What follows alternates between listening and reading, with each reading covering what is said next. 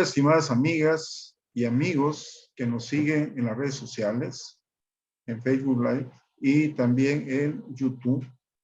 Estamos el día de hoy con una sesión de lujo y vamos a dar inicio dándole la palabra al presidente de la Federación de Asociaciones y Colegios Médicos, Dr. Radamés Ramírez Cano.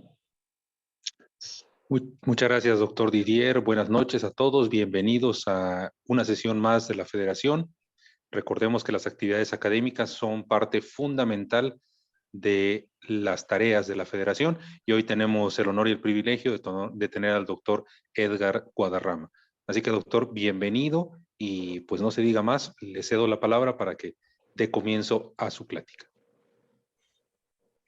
Bueno, pues buenas noches y muchas gracias por la invitación a este espacio tan importante para todos nosotros de parte del Colegio de Pediatría del Estado de Chiapas y del Colegio de Pediatría de Tuxtla Gutiérrez, capítulo central de este mismo. Les enviamos todos un cordial saludo. Y el día de hoy, pues para abordar un tema que es sumamente interesante. El paciente pediátrico politraumatizado o el paciente pediátrico con trauma múltiple no es un paciente que con mucha frecuencia nos encontramos en los servicios hospitalarios. Esto tiene una explicación muy sencilla y lo vamos a ir desarrollando conforme vayamos viendo la plática, ¿no? Brevemente, para conocer la relevancia de esta patología o de esta entidad nosológica, pues tenemos que establecer qué pasa a nivel mundial, ¿no? En países industrializados es la primera causa de mortalidad por traumatismo y llega a provocar hasta 10,000 muertes al año en Estados Unidos. Sin embargo, esta es la punta del iceberg. El problema de fondo con el traumatismo en la edad pediátrica son las secuelas que llega a presentar. Y bueno, esto mucho en relación a lo que manejan los vecinos del norte, los costos de atención también son muy elevados. En México, pues no hay una estadística confiable. A nivel de la terapia intensiva del Hospital Jesús Gilberto Gómez Maza, se puede considerar como la segunda causa de ingreso asociada sobre todo trauma de cráneo y con una mortalidad elevada dependiendo las condiciones del paciente. ¿Qué ocasiona que se tome en cuenta como un apartado especial el trauma múltiple en pediatría a comparación del adulto? Es decir, ¿por qué no guiarnos por las mismas directrices? Hay muchos aspectos que en la edad pediátrica se tienen que tomar en cuenta y son relevantes al momento de realizar un abordaje, de evaluar las consecuencias de un traumatismo, de catalogar y sobre todo de brindar la atención, tomando en cuenta que pues en pediatría se catalogan a los pacientes primero por grupos etarios, es decir, no es solo el menor de edad, sino que hay diferentes características que particularizan, por ejemplo, al lactante, al preescolar o al escolar, y en segundo término, el origen de esos traumatismos. Entonces, tenemos que en el caso del trauma múltiple en pediatría debemos de considerar las diferencias, en primer lugar, anatómicas, que nos van a obligar o a conminar a tomar decisiones y estrategias de abordaje diferente, las diferencias psicológicas y fisiológicas que existen a comparación del paciente adulto, ¿no? Dentro de las diferencias anatómicas, las vienen mencionadas ahí, la suma o la integración de todas estas diferencias anatómicas dan como resultado la posibilidad de una mayor exposición o de una exposición distinta en diferentes eventos traumáticos. Les menciono, primer punto, el paciente pediátrico tiende a tener una mayor superficie corporal que abarca la cabeza. Esto como resultado nos da que estadísticamente el 80% del trauma múltiple en pediatría es trauma de cráneo más otro sitio anatómico. Es decir, trauma de cráneo más trauma de abdomen, trauma de cráneo más trauma de tórax, trauma de cráneo más extremidades largas, hasta en un 80% de los casos. La presencia de menor tejido adiposo también condiciona a que se requiera de una menor fuerza de impacto para provocar un mayor daño. Esto pues trae como consecuencia que la gran mayoría de los pacientes que sufren un trauma múltiple en accidentes, por ejemplo, de tránsito, no llegan a los hospitales porque desafortunadamente muchos de ellos perecen en el sitio del accidente. La estadística data que de cada 10 pacientes con trauma múltiple que se presentan en la vía pública, dependiendo también de la calidad y oportunidad de los servicios de atención prehospitalaria, pero de 10 pacientes traumatizados, solo con trauma múltiple, solo 3 a 4 van a llegar a los servicios de urgencia, siendo que los demás van a morir en el lugar del accidente. El tejido conectivo, que es más elástico también, da pie a que se presenten lesiones que a veces pasan inadvertidas. Dos de los ejemplos muy claros de este tipo de diferencia anatómica con los adultos es de que, por ejemplo, en el caso del trauma de tórax, muchas veces tenemos contusiones pulmonares o contusiones miocárdicas graves sin que se presente necesariamente fractura de clavículas.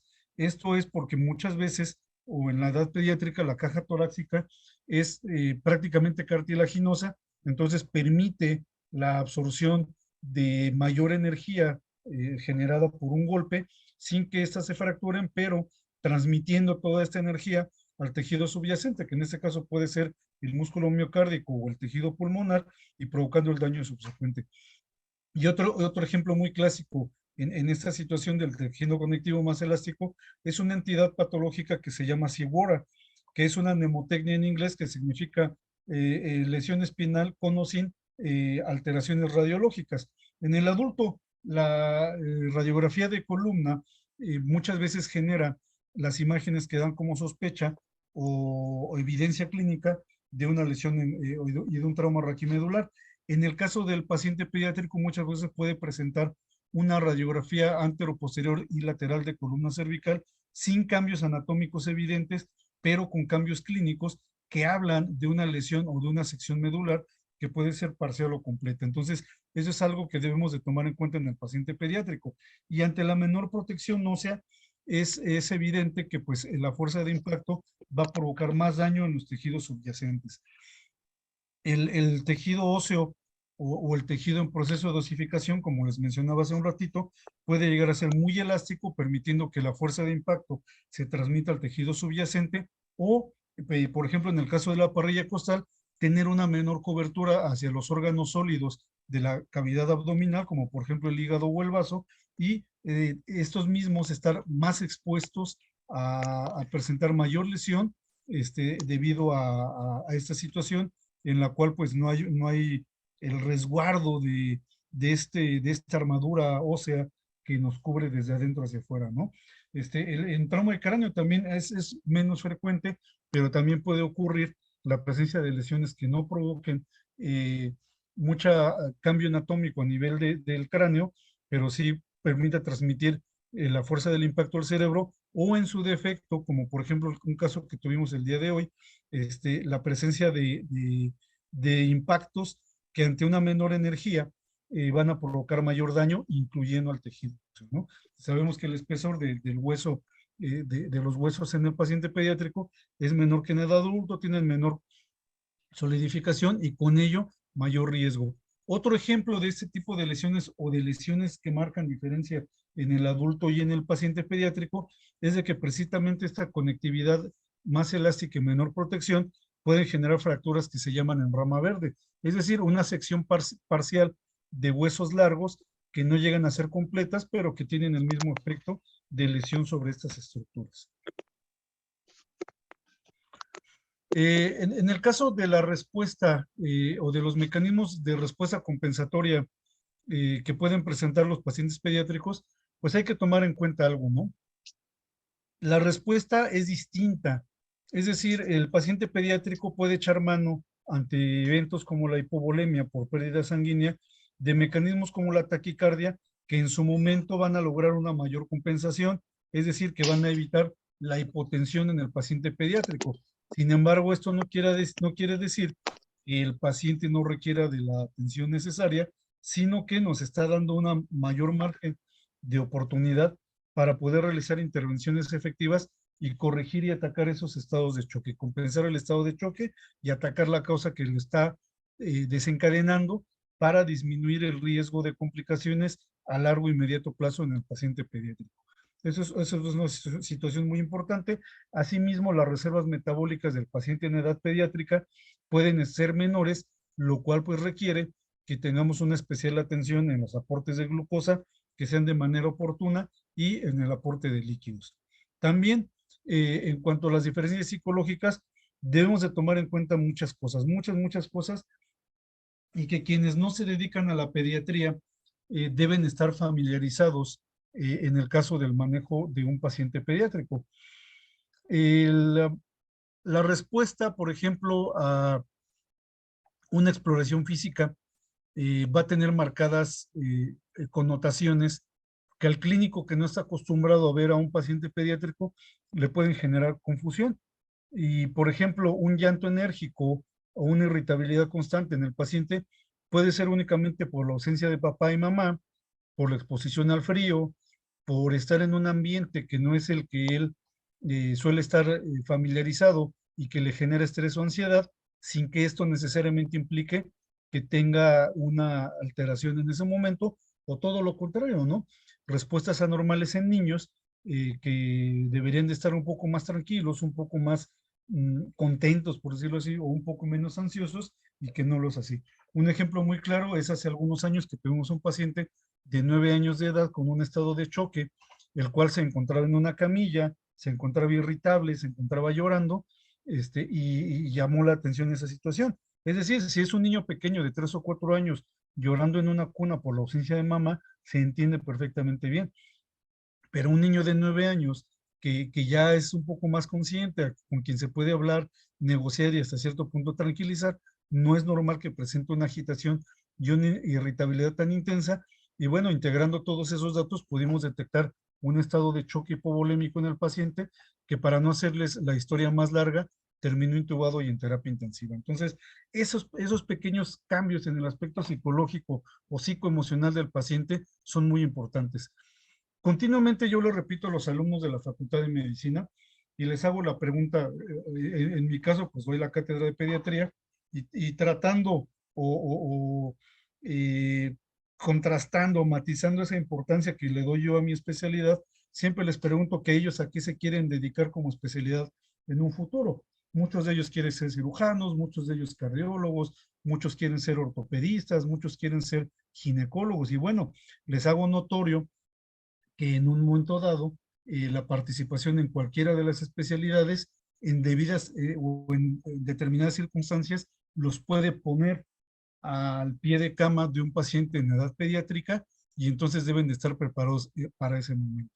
Habrá sus excepciones, habrá colegas que, siendo especialistas en medicina de adultos, no acostumbran o no suelen ver pacientes pediátricos, pero ustedes no me van a dejar mentir, la mayoría de los colegas que no son pediatras, en algún momento dado, tienen que revisar y tienen que atender a pacientes en esta edad. Entonces, esto es un aspecto muy importante que se tiene que tomar en cuenta. Bueno, como les decía, el paciente pediátrico con trauma múltiple no es algo de todos los días. Es un reto para el clínico, sea pediatra o no, sea urgenciólogo o no, porque el arribo de un paciente en condiciones de traumatismo pediátrico definitivamente se debe de considerar como un paciente en estado muy crítico. Hay que tomar en cuenta también las circunstancias de lo que llamamos la cinemática del trauma, e indagar principalmente si hubo trauma de alto impacto, si hubo fallecidos o más heridos en el lugar del accidente, y cómo fue la mecánica. Entonces, las metas en el manejo es de que el paciente llegue durante la primera hora, que muchos de nosotros denominamos como hora dorada.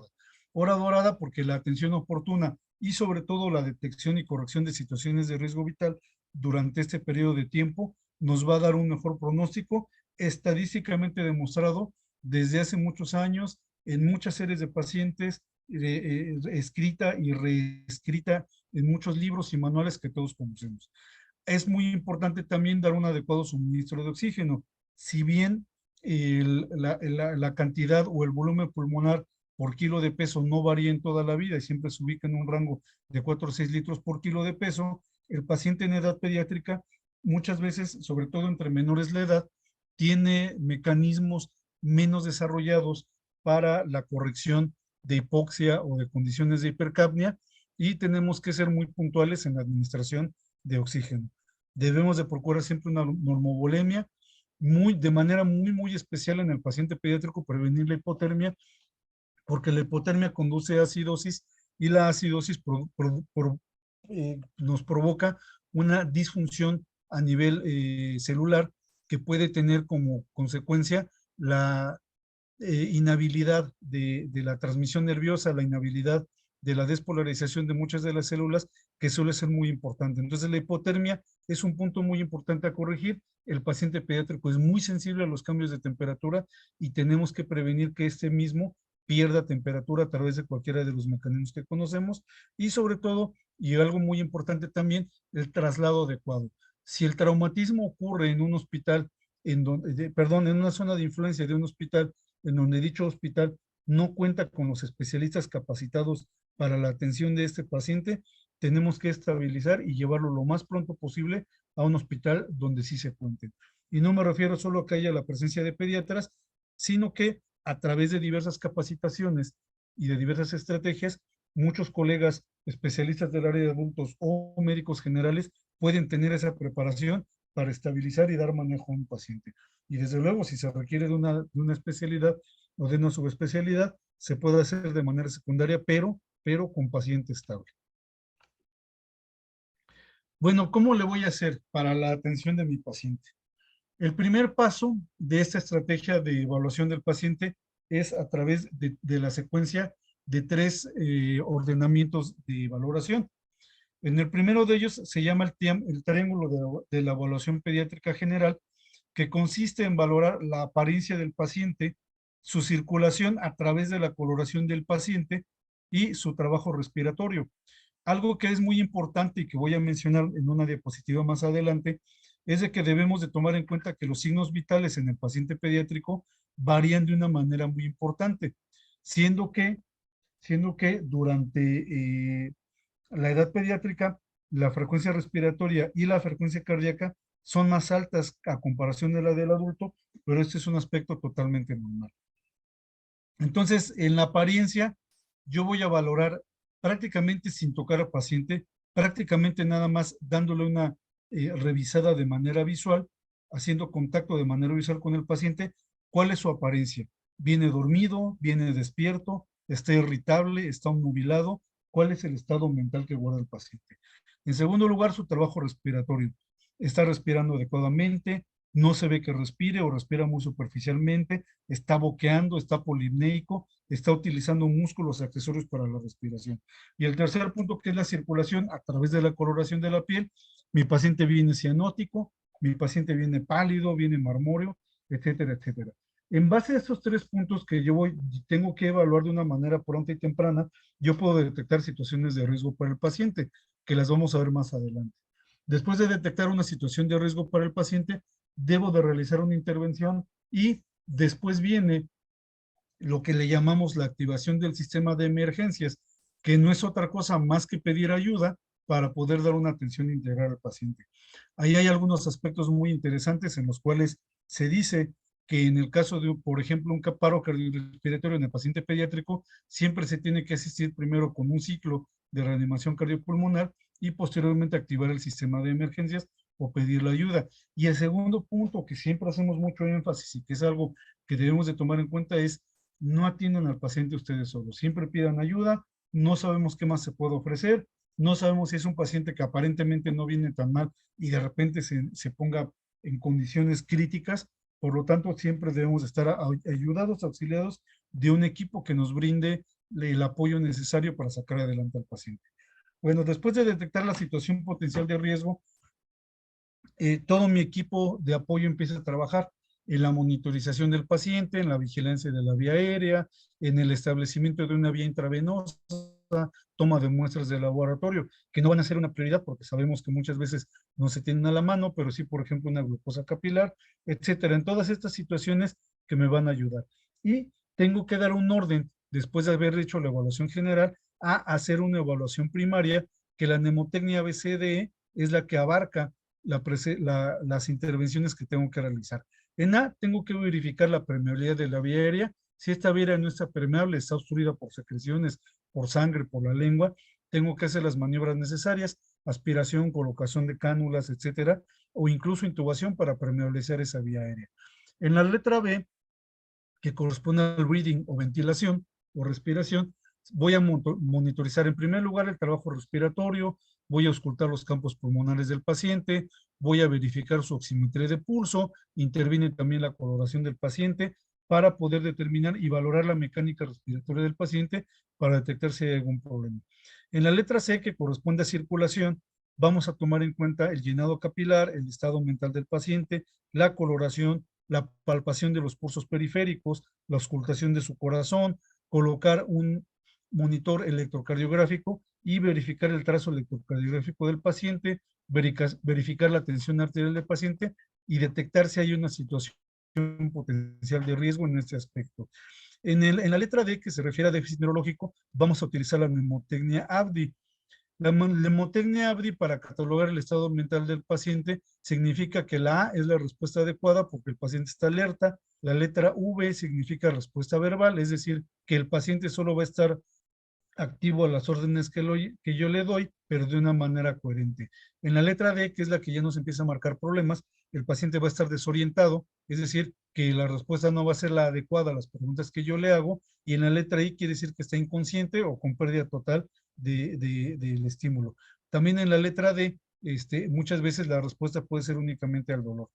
Dentro de este aspecto de la evaluación del déficit neurológico, en la última actualización de las guías de la American Heart Association, marcaban otros 2 puntos que eran relevantes también.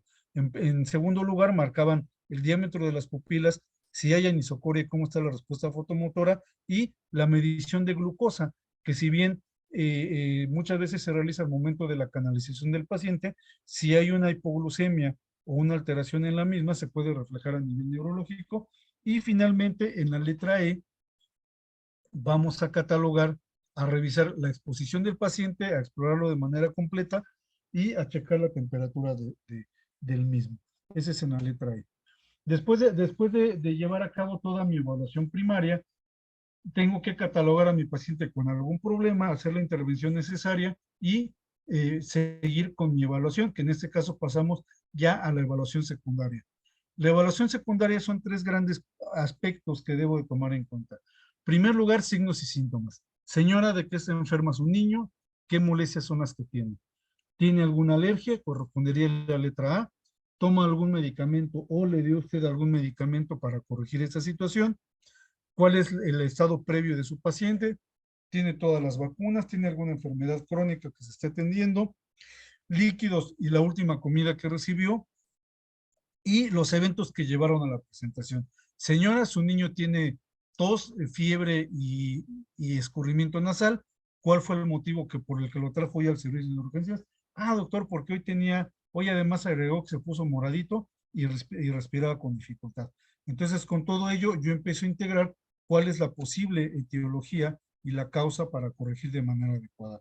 Algo que también es importante en la evaluación secundaria es realizar una exploración física de cabeza a pies, revisando minuciosamente y sobre todo poniendo especial atención al segmento corporal que puede estar involucrado en la patología de mi paciente, pero sin perder la atención que debo de evaluar completamente al paciente, como lo dice la diapositiva, de cabeza a pies, y hacer una reevaluación de los signos vitales, de la frecuencia cardíaca, de la presión arterial, de la saturación de oxígeno, ante o como respuesta a la intervención que yo ya pude haber realizado con mi paciente. Después de todo ello, pues yo puedo detectar varias situaciones que implican prioridad en el tratamiento del paciente. Yo puedo tener a un paciente estable, puedo tener a un paciente que tiene dificultad para respirar, que tiene insuficiencia para respirar, que tiene un estado de choque que puede ser compensado o hipotensivo, o combinarse esos estados y darme como resultado una insuficiencia cardiopulmonar que definitivamente pone en mucho riesgo la vida del paciente.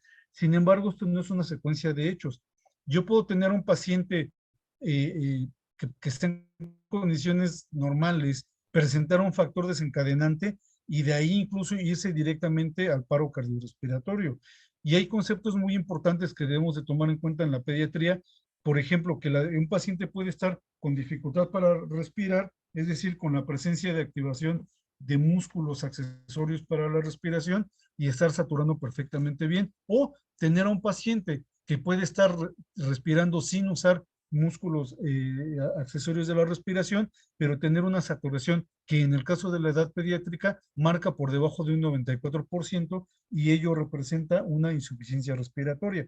Entonces, debo de tomar en cuenta. Y en el aspecto del estado de choque, algo que es muy claro en la edad pediátrica y que a todos los colegas que no están en contacto diario con el paciente pediátrico deben de llevarse el día de hoy.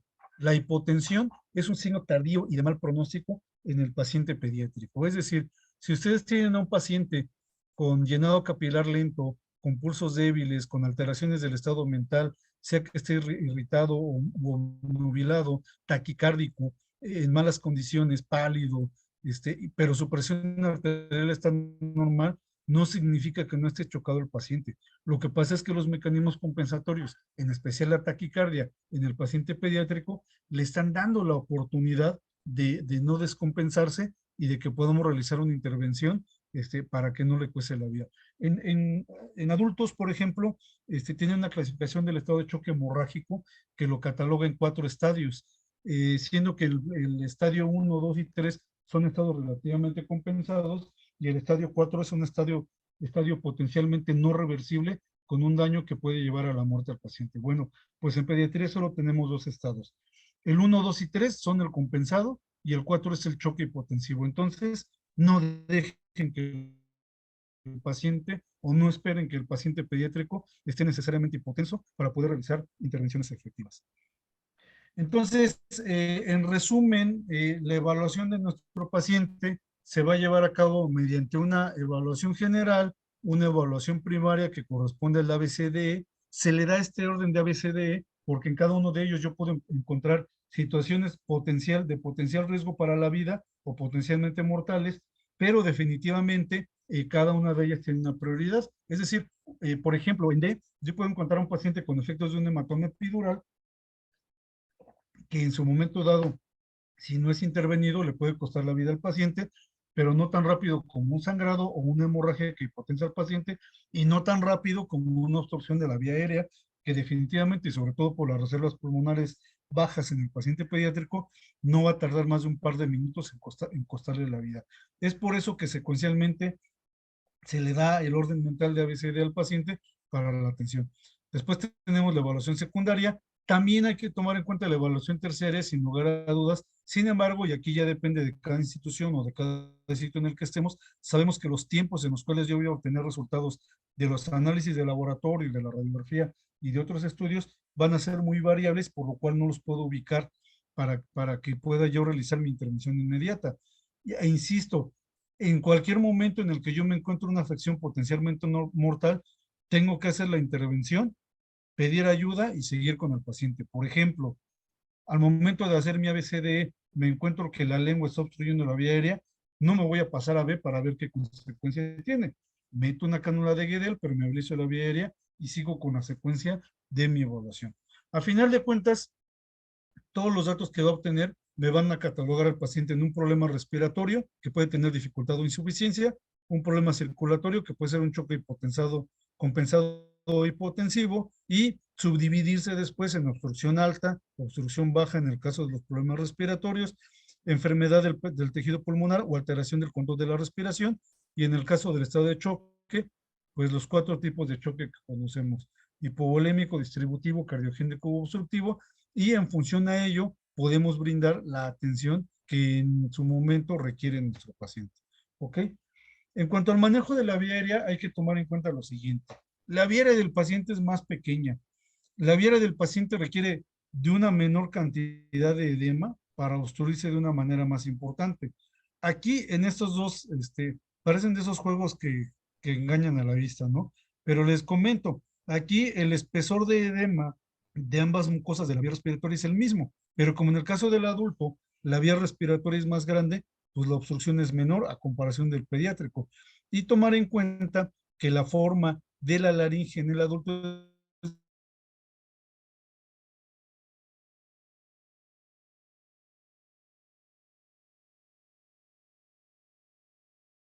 la capacidad pulmonar no varía en el transcurso de la vida es una constante de 4 o 6 litros por kilo. Sin embargo, precisamente en función a esta variable, los kilos de peso, el volumen pulmonar puede ir cambiando. Entonces, existen diferentes dispositivos para que yo pueda brindar la atención necesaria al paciente sin que esto signifique que le puedo llegar potencialmente a provocar un daño o que sea contraproducente la intervención.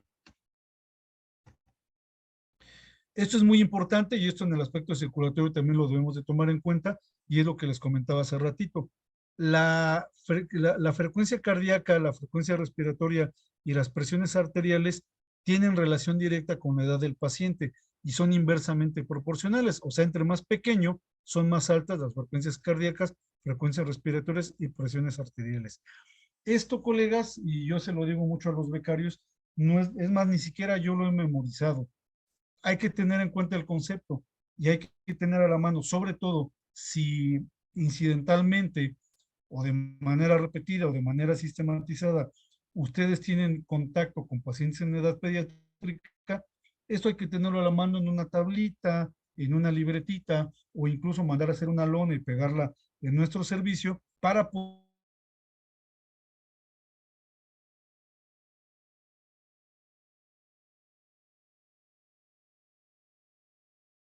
hacer intervenciones cuando me lo está indicando el paciente, ¿no? Por ejemplo, si tengo un lactantito de 1 año y medio de edad y lo veo con una frecuencia cardíaca de 70, pues no está bien. A lo mejor estoy acostumbrado a ver adultos y digo, 70 está todo dar el niño, ¿no? Pero no, dependiendo de la edad del paciente, puede ser que esté requiriendo de una intervención y que tengo que realizarla de manera inmediata, ¿ok? En cuanto a la evaluación neurológica, muchas veces se ha cuestionado que si la escala de Glasgow en las etapas iniciales. Bueno, sí y no.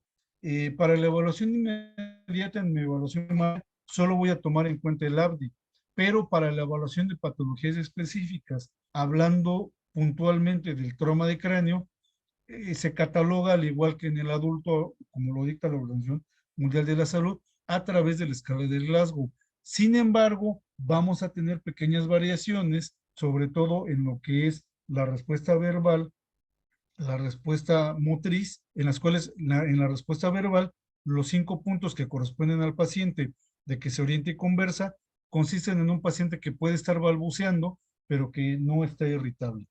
Cuando el paciente está confuso, el paciente está con un llanto, pero es consolable por la mamá. Cuando el paciente dice palabras inadecuadas, por ejemplo, qué bonito es el reggaetón, equivale al que el paciente llora de manera persistente, y ya después vienen los sonidos guturales, que es muy similar en ambos grupos etarios, o que no tengan ninguna respuesta. Y en el caso de la respuesta motriz, cuando nos obedece órdenes, equivale a un movimiento espontáneo del paciente, siendo las variaciones más importantes en la escala de Glasgow. Hace muchos años, se manejaba por ahí una escala de Glasgow modificada para la edad pediátrica, que no incluía 15 puntos, incluía solo 10 puntos. Pero la confusión generada, sobre todo con los especialistas en medicina de urgencias, que ellos manejan pacientes pediátricos y pacientes adultos, optó porque se descartara esa escala de Glasgow y mejor utilizáramos la escala de Glasgow modificada sin variar los puntos, para tener una mejor idea y a final de cuentas, el puntaje tiene una equivalencia similar, siendo que el trauma de cráneo grave se cataloga, al igual que en el adulto, a partir de los 8 puntos, y que un deterioro neurológico grave, independientemente de la puntuación inicial, corresponde a una variación de 3 o más puntos en el lapso de 1 hora. Bueno, entonces lo que les mencionaba se llama la metodología DIRECT, en el cual yo tengo que hacer una detección, intervención y reevaluación de mi paciente en diferentes aspectos o en diferentes momentos, utilizando esta detección como mi evaluación general, mi evaluación primaria y mi evaluación secundaria. Pero ojo, el circuito no está completo hasta que yo realice una intervención y una reevaluación. Esto lo enfatizo mucho con los becarios. Les digo, muchas veces pasamos visita en urgencias, detectamos un paciente, por ejemplo, con dificultad para respirar y hacemos una intervención, ponle oxígeno, ¿no? Y ya le ponemos ahí el dispositivo de oxígeno, le colocamos el saturómetro y nos vamos y nos olvidamos del paciente y resulta que al ratito de repente, ay, doctor, el paciente se puso peor, ¿no? De repente. No, pues no fue de repente. Lo que pasa es que nos descuidamos, no dimos la atención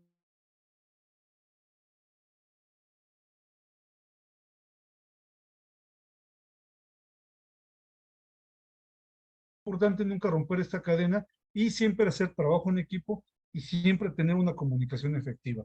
Es decir, el intercambio de órdenes de manera adecuada y un circuito cerrado de comunicación. Permítanme un minutito, voy a conectar mi computadora, si no se va a apagar.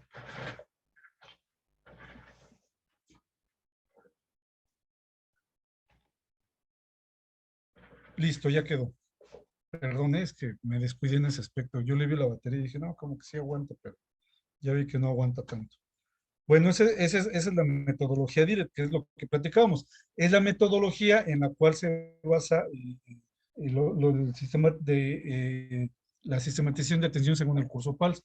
Para evaluar la gravedad de mis pacientes, sobre todo cuando no estoy familiarizado con el paciente pediátrico, existen diferentes escalas, ¿no? Una muy buena es el PIUS, lo que le llaman el PIUS, en la cual dependiendo el estado mental, el estado cardiovascular y el estado respiratorio del paciente, le puedo ir sumando puntos y evidentemente entre más puntos sube, es un criterio de decir, ¿sabes qué? Este paciente sí está grave, este paciente está moderadamente grave o no lo está tanto, ¿no?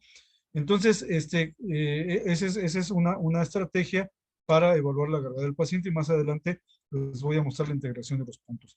En la evaluación tercera, pues ya como les comentaba, debemos de tomar en cuenta datos de la gasometría arterial, datos de los electrolitos, la medición de la glucosa al pie de la cama y corroborarla con el resultado de laboratorio, su biometría hemática y el resto de estudios que yo quiera solicitar. Esto es lo que les comentaba en la evaluación del PIUS, un puntaje muy alto o uso de problema respiratorio puede dar un puntaje hasta de 13, un puntaje mayor de 3, si yo tengo 3 puntos sumados, indica un deterioro fisiológico que requiere de monitoreo continuo y que muy probablemente requiera monitorización endotipo. No sé, y aquí es una invitación que yo hago a la FEACOMECH, que en algún momento dado podamos platicar, y yo creo que a todos les va a interesar el tema. No sé, como que me estoy desviando un poco, pero no tiene mucho que ver. Que podamos manejar el tema de criterios de ingreso a terapia intensiva, ya sea de adultos o pediátrica. Me gustaría tener un intercambio con mis colegas de adultos para poder platicar con ustedes de cuáles son muchas veces la manera en la que se toman las decisiones para decidir el ingreso o no de un paciente. Yo creo que a todos les interesa este tema, lo dejo ahí sobre la mesa y ojalá se pueda retomar esta situación. Pero bueno, esta escala de PIUS en un determinado momento nos van a indicar o nos van a poner en alerta, decir, es un paciente al cual no le debo perder, no le debo quitar el ojo de encima porque representa potencial riesgo, ¿no? Y bueno, en función a toda esta evaluación, también debo de ir refinando cada vez mis recursos hospitalarios. Miren, yo siempre he dicho que los cursos LS, llámese PALSA, CLS, ATLS, realmente ya no son lo que se manejaba antes, que eran cursos privilegiados para seres del Olimpo y que solo el subespecialista dominaba el tema. No, realmente, y con el cambio de filosofía en los últimos años, los cursos LS tienen el contenido mínimo indispensable que deberíamos de manejar todos desde médicos generales, porque son estrategias de atención en las cuales se sistematiza para que no perdamos la atención en cualquier situación que sea de potencial riesgo con cualquier tipo de pacientes, ¿no? Y que al final de cuentas, y por ejemplo, yo que soy instructor de curso PALS, durante mucho tiempo he visto cómo han cambiado todas las directrices de estos mismos, y yo les puedo comentar que cuando hace 15 años en el curso PALS se le daba privilegio a las habilidades individuales, en la actualidad lo que se valora es el trabajo en equipo. Se evalúa al líder, pero se ve la integración de todo este trabajo en equipo. Entonces, el primer paso que deberemos de dar en todos los centros hospitalarios para poder tener otro tipo de recursos es el conocimiento. El conocimiento es poder. Y Las jefaturas de enseñanza de todos los hospitales deben de estar enfocadas en la actualidad a desarrollar algo muy interesante y muy bonito que se llama medicina de simulación para estar refinando esos conocimientos a través de la práctica diaria. Y no estoy hablando solo de becarios. Los becarios, claro que debe ser el pan nuestro de cada día, pero tener un aula o tener prácticas continuas en un hospital de medicina de simulación, incluyendo la simulación in situ, es como estar yendo al gimnasio diario para ponernos bien fuertes. Eso sería la base. Miren, los cursos LS, por ejemplo, el PALS, dice que se tiene que renovar cada 2 años y se tiene que renovar cada 2 años porque a lo mejor los que estamos inmiscuidos en la atención crítica, por ejemplo, en las áreas de urgencias, en quirófano o en terapia intensiva, pues repetidamente nos enfrentamos y tenemos que resolver los casos en base a los algoritmos que se aprenden en esos cursos. Pero quien lo toma para a lo mejor estar en una unidad de un hospital integral, pues rara vez le va a tocar. Entonces, a los 3, 4 meses que tomó su curso PALS, pues ya se le está olvidando cómo hacer la reanimación cardiopulmonar o cómo atender una arritmia. Pero si estamos ejercitándonos de manera continua en simulaciones, las técnicas se van a depurar y la atención va a ser cada vez mejor. Bueno, y les comentaba esto porque cuando yo ya tengo el conocimiento, entonces yo ya tengo las herramientas para poder exigir o solicitar a los directivos tener recursos que sean los adecuados para la atención del paciente. Hay diferentes preámbulos, ¿no? Y a veces nos vamos con situaciones estrictamente normativas, como por ejemplo el carro rojo, ¿no? A mí siempre me acreditan el carro rojo, que tenga todo, que a veces hay cosas que están ahí. Y una de las cosas que el conocimiento nos ha hecho exigir, que no nos han hecho caso, ¿verdad? Pero a lo mejor algún día es, por ejemplo, ese carro rojo. Vuelvo aquí a lo mismo. Todos los que estén en posibilidad de atender a un paciente pediátrico, esto es algo que se utiliza continuamente. Si no sé cuánto pesa mi paciente, muchas veces nos vamos al tantiómetro, ¿no? A lo mejor tenemos la suerte que la mamá pesó recientemente para el niño, y dice, ah, pesa 25 kilos, doctor. Pero si no estamos muy familiarizados y nos ponen a un chamaquito ahí, de repente decimos, no, pues pesa como 30 y en realidad pesaba 20, ¿no? Entonces, esta regla es una regla de Broselo que en base a la talla del paciente estima, porque también en ese momento, a ver, sácale la percentila y todo el rollo, puede ser que el paciente tenga una desnutrición crónica y que el peso sea adecuado para la talla, pero estar por debajo de percentilas. Entonces, la regla de Broselo, mediante un cálculo de la talla, me da el peso estimado del paciente. Y en lugares ya más, con más recursos, tienen incluso los carros rojos pediátricos, en el cual si se dan cuenta, el color de cada cajoncito corresponde a cada color de la distancia de la regla de Broselo, que se llama esta regla que está acá arriba. Entonces, si mi paciente mide morado, yo abro el cajón morado y ahí me voy a encontrar todo para la atención de este paciente. Si mi paciente mide azul, abro el cajón azul y ahí va a estar medicamentos, cánulas, tubos endotraqueales, hoja del laringoscopio, que son las adecuadas para el tamaño de ese paciente. Ojalá algún día, ¿verdad? No solo los hospitales pediátricos, sino también los hospitales generales que tienen servicios de pediatría merecen tener un carro así. Y lo merecen tanto por mis colegas que son muy profesionales y que con los recursos que tenemos sacamos adelante a los niños, como lo merecen principalmente y enfáticamente lo digo, nuestros niños chiapanecos. Entonces, no es para nosotros, es para ellos principalmente. Y bueno, ya nada más para terminar la plática, a la cual pues agradezco mucho la atención de todos ustedes y espero que haya sido importante platicarles de un caso clínico que nos tocó hace muchos años en el cual dimos la atención en diferentes niveles. Lo que quiero enfatizar en este caso es ver cómo, demostrar o exponer ante ustedes cómo cuando la visión no es la misma, se pueden pensar muchas otras cosas, ¿no? El caso correspondió a un escolar masculino de 4 años de edad que llegó a la sala de urgencias de un hospital posterior a un accidente automovilístico, presentando, según la referencia que nos decían, lesión en extremidad pélvica izquierda con avulsión de tejidos.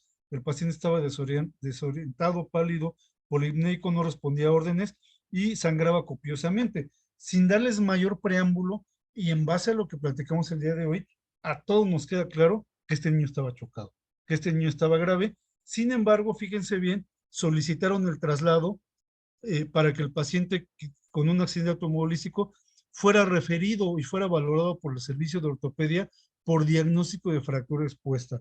Se los juro que así nos pidieron la referencia. Oigan, ¿tienen ortopedista? Y otros sí, porque es un paciente de 4 años de edad que lo atropellaron y trae una fractura expuesta y queremos que lo valore el ortopedista. En ese momento es un hospital pequeño donde estábamos. Estaba conmigo un colega neurocirujano que además es atelecista y nos quedamos viendo con cara de, caray, atropellado y fractura expuesta. Y sobre todo cuando nos dieron los pormenores del paciente dijimos, no, ¿sabes qué? Manda al paciente, pero pues sí, invita al ortopedista, pero no creo que pare la cosa.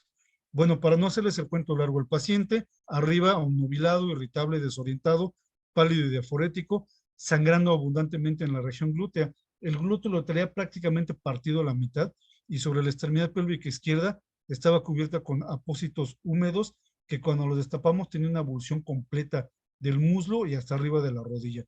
No había respuesta a órdenes verbales y el paciente, recuerden, tenía 4 años de edad, tenía frecuencia cardíaca de 165, una respiratoria de 67 y una TA que para la edad se conservaba, pero en base a la frecuencia cardíaca. Es decir, era un paciente con un franco estado de choque. ¿Qué hicimos? Es un paciente con trauma múltiple, choque hipovolímico descompensado hipotensivo.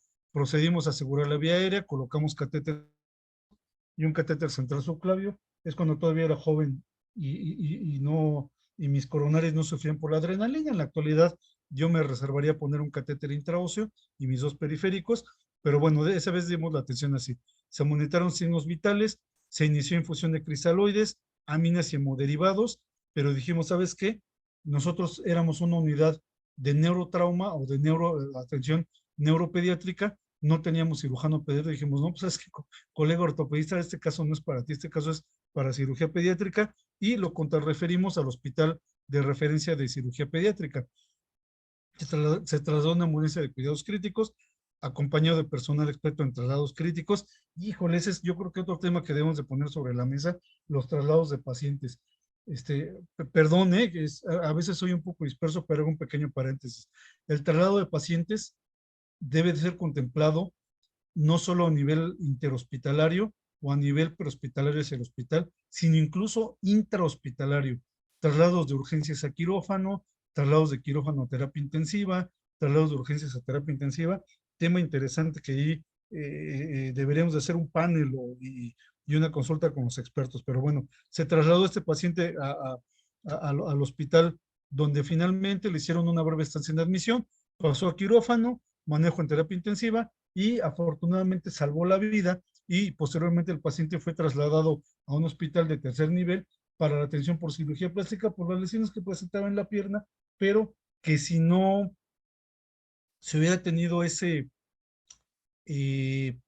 grado de sospecha de que la cuestión era más grave como me la planteaban, pues probablemente otro gallo le hubiera cantado a ese pobre pacientito, ¿no? Entonces, ¿qué problemas, ya para concluir y resumiendo todo lo que les mencionaba, van a representar un alto porcentaje de mortalidad en el paciente pediátrico con trauma múltiple? El principal, retraso de la atención médica en las urgencias pediátricas. Errores en la medicación que puede estar en relación a lo familiarizado que estemos o no con la atención del paciente pediátrica, la falta de conocimientos y destrezas, que esto se solventa precisamente con la capacitación continua in situ y la medicina de simulación, no tener una infraestructura idónea para la atención de pacientes pediátricos, la cual se puede ir solventado con conocimientos, porque al tener el conocimiento podemos tener esa exigencia de contar con ciertos recursos en la unidad y algo que también puede representar una comunicación inadecuada entre médicos, entre el equipo de salud y entre los familiares. Entonces, pues este es el tema. Realmente trauma pediátrico, trauma múltiple pediátrico da mucha tela de dónde cortar. Yo siempre digo esto en mis pláticas, que son incluso hasta para hacer un congreso de puro trauma pediátrico, porque desde luego que el trauma de cráneo, el trauma de abdomen, el trauma de tórax, todos tienen particularidades muy interesantes. Los pacientes quemados, etcétera, etcétera, todos representan una situación muy especial y que tiene particularidades que en su momento pues se pueden mencionar de manera muy interesante. Entonces, pues agradezco a todos la atención, agradezco a la mesa directiva de FACOMECH la invitación a esta charla. Espero que haya sido muy interesante, espero que haya sido, que les haya dejado muchas dudas. Cuando damos una plática y no genera dudas, es que o la dimos muy bien o no nos entendieron mucho, pero las dudas es lo que nos lleva al perfeccionamiento. Entonces, quedo a sus órdenes para preguntas y respuestas e insisto, agradezco mucho la atención de todos ustedes. Gracias, doctor Edgar Guadarrama Granados. De hecho, hay algunos comentarios. El doctor Isel Gutiérrez manda saludos y además está muy contento por los comentarios que realizabas en relación a no solamente hacer una exposición, sino también comentar cómo se encuentra el estado de urgencias para poder mejorar las cosas y la comunicación entre los médicos. También la enfermera Fidalma de los Santos estaba haciendo algunos comentarios. Saludos a Emilio Manuel Escobar, también doctor, entre tantos otros comentarios. Doctor Radamés, ¿cómo ves esta falta de comunicación que todavía adolece con respecto al manejo del trauma, tanto del adulto como del pediátrico, que aquí el doctor nos hacía ese énfasis, además con una brillante ponencia que todos quienes nos están siguiendo, tanto en el Facebook Live y también directamente aquí, han estado haciendo sus comentarios. Una de lo interesante, la otra de cómo has manejado esta extraordinaria ponencia, doctor. Y ya saben ustedes que queda grabado para que puedan volverlo a revisar y que puedan repasar esos conceptos que el doctor Edgar nos ha hecho. Adelante, doctor Radamés. Bueno, me uno en primer término a la felicitación a todos porque es un tema por demás extraordinario, por demás útil y por demás frecuente. Es bien cierto que a los especialistas, prácticamente a todos los que no somos pediatras, en algún momento dado nos toca ver niños. Y retomo algo muy importante que decía el doctor Guadarrama, decía, no vean solos a un paciente, y esto es un hecho, yo no suelo ver a un paciente pediátrico solo, porque pues yo me dedico a lo propio, pero pues lo demás me cuesta un poco de trabajo, porque la capacitación que tengamos en pediatría, pues desde luego nunca se va a equiparar a la que tiene un médico de la especialidad. Por otro lado, resaltar algún punto. Es frecuente en ocasiones confundir los puntos de dosificación por fracturas. La hiperlaxitud ligamentaria de los pacientes pediátricos en ocasiones nos lleva a pensar que, por ejemplo, en cuestiones de columna hay luxaciones o alguna cuestión de estas y no lo son. Pero eso también puede llevar al subdiagnóstico de alguna patología. Por lo tanto, el alto índice de sospecha en pediatría es fundamental. Por otro lado, por el mismo comportamiento de los huesos, podemos tener algo que se llama lesión medular sin hallazgos radiológicos. Tiene así se le conoce, SIGUORA, que quiere decir Spinal Cord Injury Without Radiological Findings. De tal manera que es frecuente porque radiological anomalies, perdón, la A desde anormalidades. Porque precisamente toda la fuerza, todo el impacto pasa directamente hacia la médula, no lo absorbe nada en el hueso y es frecuente encontrarlo. Por lo tanto, el alto índice de sospecha es fundamental. Por otro lado, es muy importante entender que también es responsabilidad de quienes estamos directamente como adscritos de algunos de los servicios. En este estado, últimamente tenemos un incremento importante de las sedes para formación de médicos especialistas. Por lo tanto, es compromiso de los que estamos en este tipo de hospitales estar actualizados, estar certificados. El fin de semana pasado hubo ATLS en Comitán, tenía mucho tiempo que no había ATLS en Chiapas. Por muchos años ha sido prácticamente el único estado de la República que no tiene cursos ATLS. Bueno, y me refiero solo a un curso de trauma, pero ¿cuántos otros cursos no hay? Porque no todo es trauma, a final de cuentas. Entonces, de tal manera que es fundamental continuar capacitándonos. Yo celebro este esfuerzo de parte de nuestro vicepresidente, el doctor Didier, porque el realizar este tipo de pláticas requiere mucho compromiso. Y al doctor Guadarrama, de nueva cuenta, felicidades por esta extraordinaria presentación. Doctor Didier, le dejo la palabra.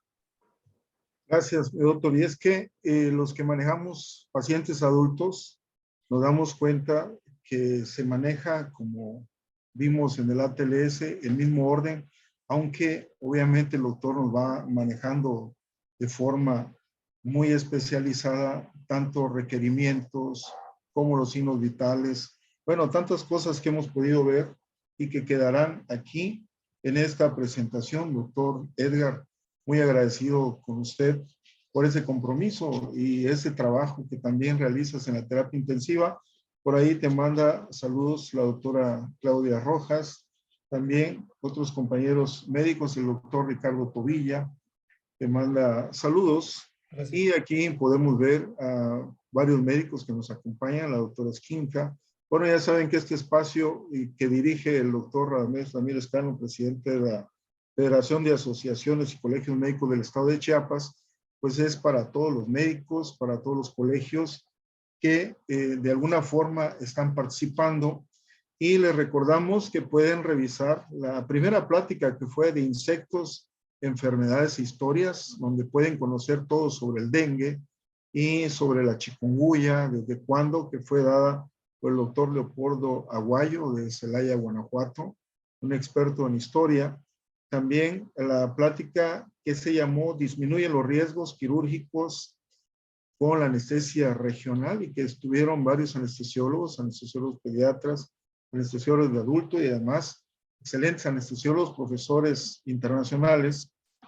Y la plática anterior, que fue sobre reanimación cardiopulmonar, dada por la doctora Viridiana Ofelia Gutiérrez Pastrana, y realmente estuvieron extraordinarias. Y ahora se suma esta plática sobre trauma múltiple pediátrico, que va a enriquecer ese conocimiento con el que la Federación de Asociaciones y Colegios Médicos del Estado de Chiapas participa para este gremio médico. Y por supuesto que seguramente nos pondremos de acuerdo con el doctor Radamés para ver esa mesa redonda que pudiera ser sobre los criterios de ingreso a la terapia intensiva, tanto pediátrica como adulta, y va a ser una plática extraordinaria y una discusión muy buena. Doctor, no sé si quieras agregar algo, doctor Guadarrama, adelante. No, pues nada más enfatizar que este esfuerzo y el trabajo que se realiza desde el punto de vista académico por la FEACOMECH nos tiene que traer nuevamente y nos tiene que evocar a que pues la atención muchas veces o la mayor parte de las veces debe ser multidisciplinaria, que tenemos que trabajar en equipo todas las especialidades. Digo, en el Hospital Jesús Gilberto Gómez Maza lo hacemos de manera continua, y que precisamente también este intercambio de información y de conocimientos entre las diferentes áreas de especialidad es fundamental para mejores resultados, porque como les decía, a final de cuentas, pues todo esto es para nuestros pacientes, ¿no? Digo, en beneficio también de la salud en general, pero específicamente para cada uno de nuestros pacientes. Gracias, doctor Guadarrama, y un saludo a nuestros compañeros médicos de todos los hospitales que nos están siguiendo, centros de salud, a las enfermeras, enfermeros y al personal de salud que está siguiendo esa transmisión. Y dejo ya para despedir al doctor Radamés Ramírez Cano, presidente de la FEACOMECH. Muchísimas gracias a todos por la participación, y les recuerdo que estos espacios de la Federación son de ustedes. Ustedes proponen, ustedes disponen, sugiéranos. A final de cuentas, esto es algo que los nutrimos entre todos. Hoy el doctor Guadarrama hace la propuesta de una mesa redonda, por supuesto que será tomado en cuenta, pero con este tipo de participación, con esto es como se nutre, porque a final de cuentas la Federación es de todos y para todos. Así que bueno, pues no me queda más que desearles a todos pues felices fiestas, a final de cuentas, que la pasen muy bien, y pues por aquí nos estamos viendo en cuanto tengamos nuestra siguiente sesión académica. Estén muy al pendiente, por favor, de las redes sociales, que es de repente donde podemos compartir más información respecto a los siguientes eventos. Muchas gracias a todos. Buenas noches. Gracias, licenciada Claudia, por los controles técnicos, y nos vemos. Hasta luego.